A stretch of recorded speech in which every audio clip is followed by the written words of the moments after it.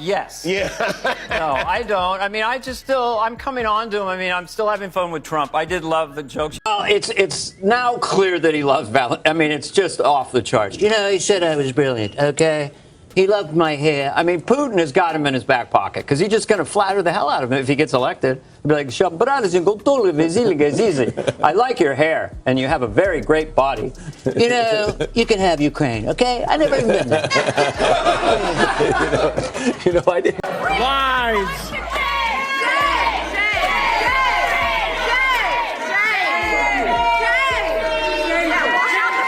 That was Republican Congressmember Barry Moore getting booed out of a recent town hall in Alabama.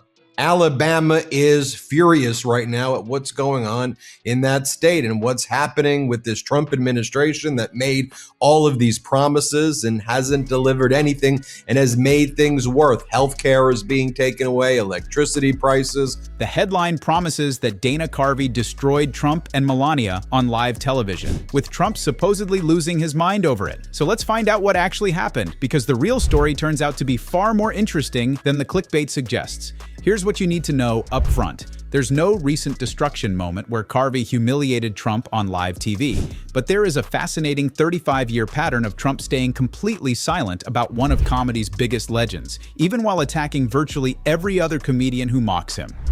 I went to the hospital, and they actually thought he wasn't going to make it. His wife was devastated. She was crying. I tell the story. I found out that night you have a wife that loves you dearly. I know many wives would not even be crying. But your wife was absolutely a mess. She was crying. She was inconsolable, Steve. So we found that out, but he made it. And then he went the year trying to figure out the appeal of Donald Trump. And, he's a blunt force instrument. So, like, if your cause was global warming and you're going to the conference, who would you rather have with you than Donald Trump? Because he'd be like, you stupid countries, okay? You're very, very stupid, okay? You're spewing all this stuff in the air. The earth's getting hot. The grass is getting hot. Ouch, ouch, ouch, ouch. And people know that inflation is hitting them. They know that inflation is causing prices to surge. From that same town hall of MAGA Republican Barry Moore, watch as his constituents ask a very basic question. Who pays the tariffs? Here, play this clip. The first question that we have is from Catherine Quinley from Fairhope. They want to know who pays the tariff. Is it consumers or through the exporting country? So right now, what we just saw in a report is that we haven't seen inflation at all. If y'all saw a report, 0.2% on fuel last month. So if there was inflation there, you would see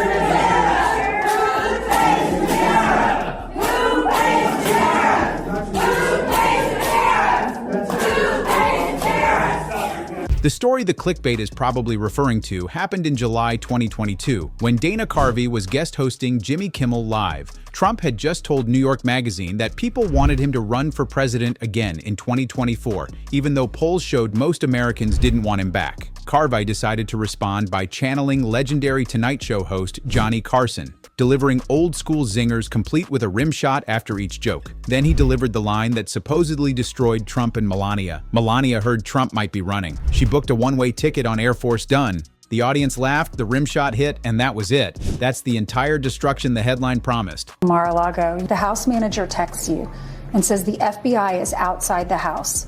They had access to my bedroom, closets, office, and rummaged through my personal items. Even searched Barron's room, you say. So how invasive was that? Did it make you angry? How did you feel? Yeah, it made me angry. Yes, invasion of privacy. And the way it was done I was really surprised. Countries, okay? You're very, very stupid, okay? You're spewing all this stuff in the air. The earth's getting hot. The grass is getting hot. Ouch, ouch. Then in Alabama, over 100,000 people may lose their health care as the Affordable Care Act subsidies are set to expire. Hospitals are struggling to stay open. Let's play this clip. Current president and CEO of the Alabama Hospital Association, Dane Howard, says that the current financial strain on the state's hospitals is the worst that she's seen in her 30-year career. She says with the premium tax credits expiring, it won't have an immediate impact, but one that will grow over time. Howard estimates that 100,000 Alabamians will lose health care coverage if the tax credits expire. There's a reason why they have a subsidized plan, and that's because they couldn't afford. They're working, but they can't afford the cost of an insurance plan fully. One joke on a pre-taped show that wasn't even broadcast live. Trump's response to this devastating takedown? Nothing. Zero. Complete silence. No angry tweet, no Truth Social rant, no statement from his team, just radio silence, the same way he's responded to Dana Carvey for the past 35 years. Hit that like button as we travel back to where this story actually begins. The real Trump and Melania moment that nobody talks about happened all the way back in February 1990 on Saturday Night Live. Dana Carvey was at the height of his SNL fame, and his church lady character had become a cultural phenomenon. What made me happy, so helpful. What made me happy about that is there's so many, and people call him Marmalade or the Orange Man or whatever, but I liked Marmalade, mountain of a man coming at you with carnal intent. Yes. Like that makes my brain happy. How do you feel when people say they don't like him? What do you wish they knew about him? That he's really a family man. He loves his family. He loves this country. Electricity prices in Alabama amongst the highest in the entire country. Let's play this. The price of your power bill is a very complex issue. In fact, we'd argue power is an overarching theme here. Political power, the power of profitability, and your power to change it. We're going to walk you through all of it. Alabama Power customers are paying some of the highest electric bills in the entire country. That's Daniel Tate, president of Energy Alabama, fighting to lower Alabama power bills. He's right. Alabama has the third highest residential monthly electric bills in the country, on average $173. Alabama Power customers account for more than half that number. This was the year when Trump's affair with Marla Maples was splashed across every tabloid in America. The church lady decided to address this head-on, bringing Trump and Marla Maples onto her church chat segment specifically to excoriate them for adultery on national television. This wasn't gentle satire or playful mockery. This was harsh material, airing Trump's dirty laundry in front of millions of viewers at a time when his marriage was publicly falling apart. Trump's response to having his affair mocked on live national television? Absolutely nothing. We're gonna do a lot in these countries. Many people are going to be very happy. And then he goes to the center. You're going to be happy. You're going to be happy. And in his brain, I'm improvising.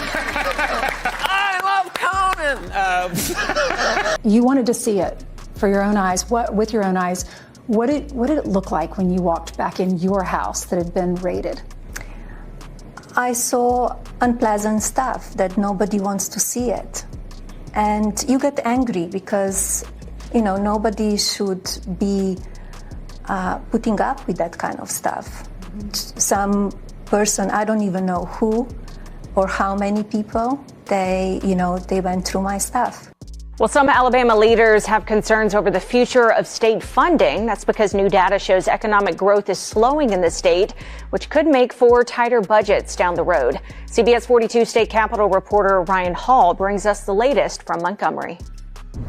Leaders explain a decrease in Alabama's revenue growth could force state agencies and classrooms to cut back on spending. Fast forward to May 7th, 2016. Saturday Night Live surprised its audience when Dana Carvey made a rare return to the show, bringing back the church lady after years away. Ted Cruz had just dropped out of the Republican primary race, leaving Donald Trump as the presumptive GOP nominee. The church lady welcomed Ted Cruz as Satan, referencing John Boehner's infamous description of Cruz as Lucifer in the flesh.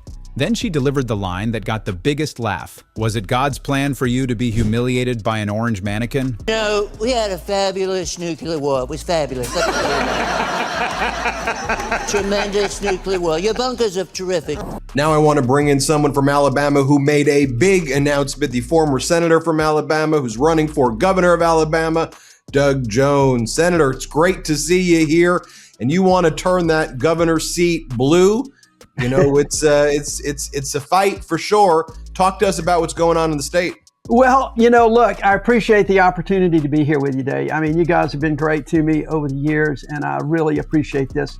The main event came next when the church lady introduced the presumptive Republican nominee. It was Daryl Hammond doing his Trump impression, and he brought his whole family with him, Melania, Ivanka, and what Trump described as just another model. The church lady asked Trump about his faith, and his answers were hilariously vague. His favorite Bible passages included 2 Genesis 2 Furious and the part where Jon Snow comes back to life. The church lady then delivered what seemed like praise but was dripping with sarcasm. I remember a Celebrity Apprentice episode where Gary Busey didn't sell enough pancakes and you just said, "You're fired." And I just thought right then and there, give this man the nuclear codes.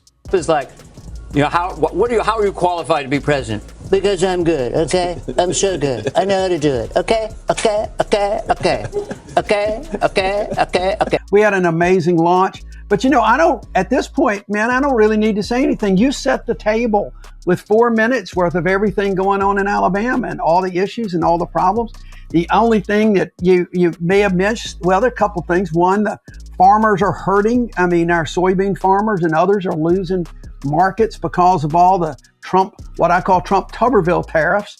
And that last one was especially interesting. That last piece that you played was especially interesting because it's not just a downturn in the economy, but Alabama has been like spending money, COVID money, federal money, like a drunk sailor over the last few years. And now that money's gone. The old ARPA money is gone. The sketch went viral. Millions watched it. And Trump's response, once again, absolutely nothing. Before we go further, you need to understand who Dana Carvey actually is. He's not some partisan attack comedian trying to score political points. Carvey is an SNL legend who was a cast member from 1986 to 1993, creating some of the most iconic characters in the show's history. The church lady appeared 18 times and became a cultural phenomenon. He created Garth from Wayne's World, which led to 2 massive movies. His George H.W. Bush impression was so good that people started attributing phrases to Bush that he never actually said. And to say these are wild times. Trump.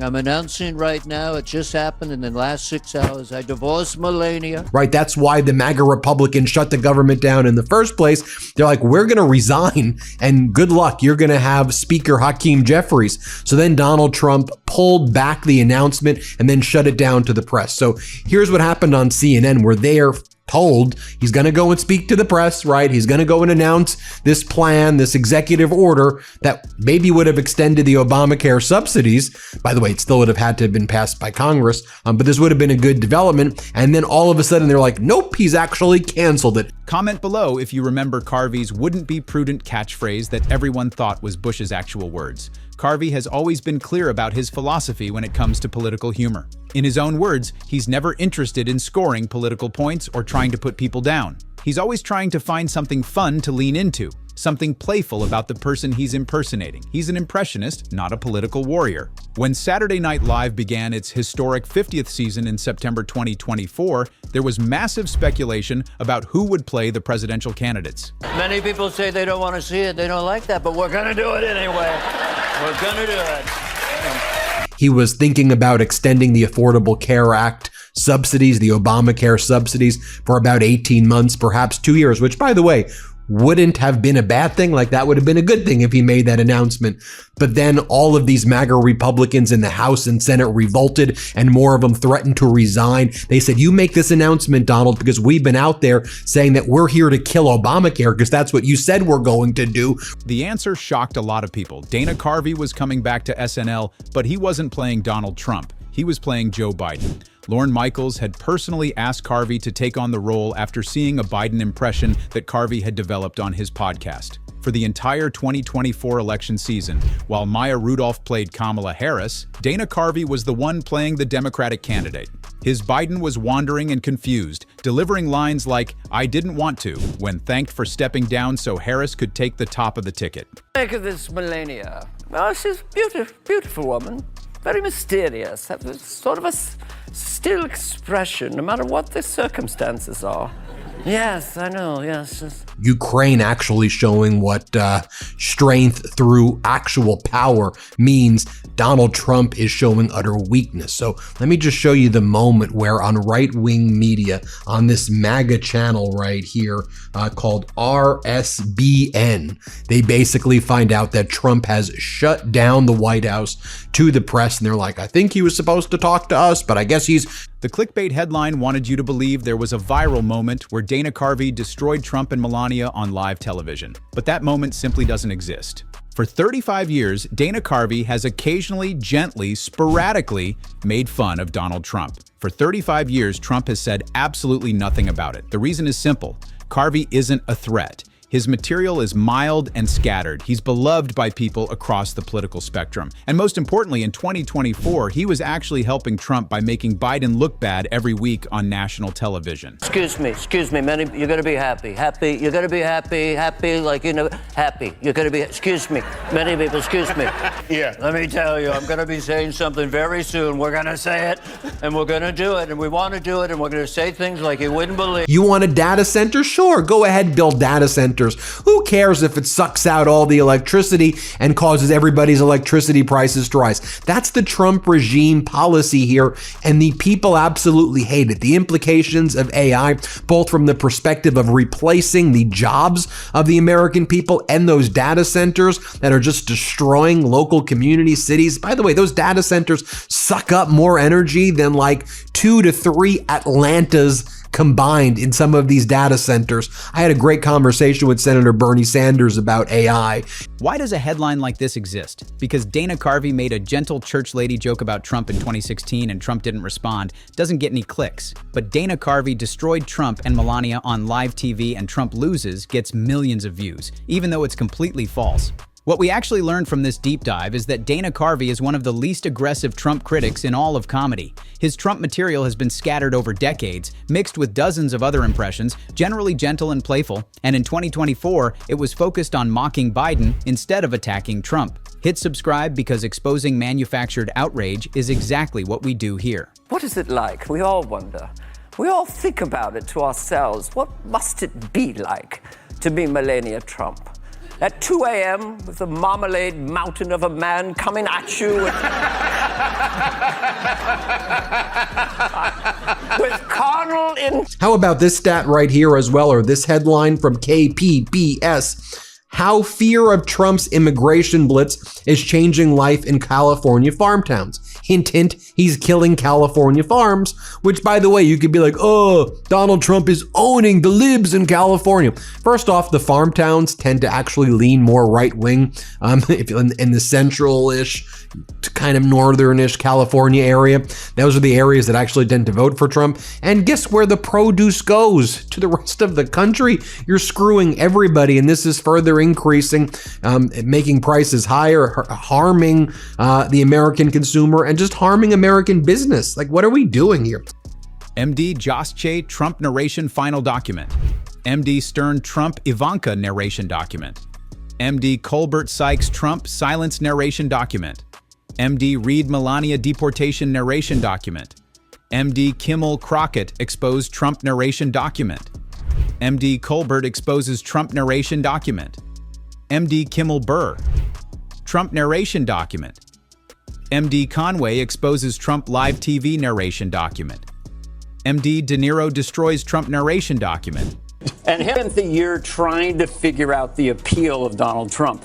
And, you know, he's a blunt force instrument. So, like, if your cause was global warming and you're going to the conference, who would you rather have with you than Donald Trump? Because he'd be like, you know, you stupid countries, okay? You're very, very stupid, okay? You're spewing all this stuff in the air. The earth's getting hot. The grass is getting hot. Ouch, ouch, ouch, ouch.